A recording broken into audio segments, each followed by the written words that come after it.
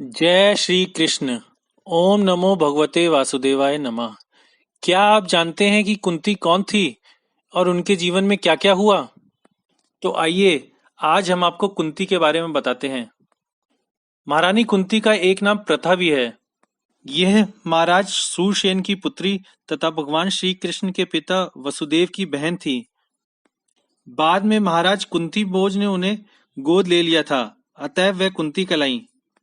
वह श्री भगवान की विजया शक्ति की अवतार थीं। जब उच्चतर ग्रह मंडल से स्वर्ग के निवासी राजा कुंती भोज को मिलने हेतु आते थे, तो कुंती उनके स्वागत में लगी रहती थीं। उन्होंने महान योगी दुर्वासा मुनि को भी सेवा की।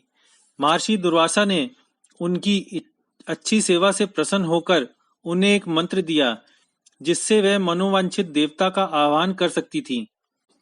उन्होंने उत्सुकतावश तुरंत ही सूर्यदेव का आह्वान किया, जिन्होंने उनके साथ समागम करना चाहा, किंतु उन्होंने ऐसा करने से इनकार कर दिया। लेकिन जब सूर्यदेव ने आश्वस्त किया कि इससे उनका कौमार्य भंग नहीं होगा, तो उन्होंने उनका प्रस्ताव मान लिया। इस समागम से उनसे कर्ण का जन्म हुआ। सूर्य की कृपा से वह पुनः कुमारी कन्या में परिणत हो गईं। लेकिन माता पिता के भय से उन्होंने अपने नवजात शिशु कर्ण का परित्याग कर दिया। तत्पश्चात जब पति चुनने की बारी आई, तो उन्होंने स्वेच्छा से पांडु को पति के रूप में चुना। बाद में महाराज पांडु गृहस्थ जीवन त्याग कर संन्यास ग्रहण करना चाहते थे, किंतु कुंती ने अपने पति को ऐसा करने नहीं दिया।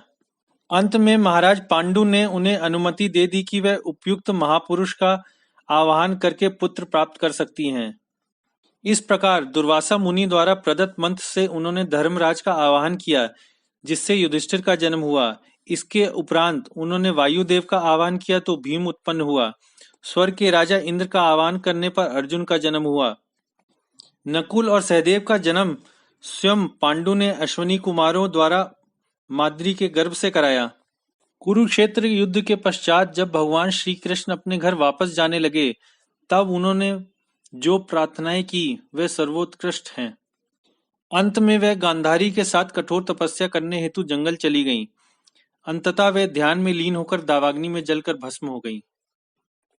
आशा करते हैं कि महारानी कुंती के विषय में यह जानकारी आपको अच्छी लगी होगी।